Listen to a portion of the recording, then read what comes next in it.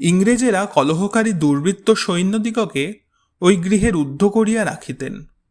মুসলমানেরা এই দারুণ গ্রীষ্মের সময় সেই সমস্ত ইউরোপীয় বন্দীদিগকে এমত ক্ষুদ্র গৃহে নিক্ষিপ্ত করিল।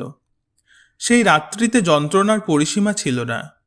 বন্দীরা অতি তরায় ঘোরতর পিপাসায় কাতর হইল, আর রক্ষকদিগের নিকট বারংবার প্রার্থনা করিয়া যে জল পাইল, তাহাতে কেবল তাহাদিগকে ক্ষিপ্তপ্রায় করিল। প্রত্যেক ব্যক্তি সম্যকরূপে নিঃশ্বাস আকর্ষণ করিবার আশয়ে গবাক্ষের নিকটে যাইবার নিমিত্ত বিবাদ করিতে লাগিল, এবং যন্ত্রণায় অধৈর্য হইয়া রক্ষীদিগকে প্রার্থনা করিতে লাগিল, তোমরা আমাদিগের উপর গুলি করিয়া এই দুঃসহ ক্লেশের অবসান করো।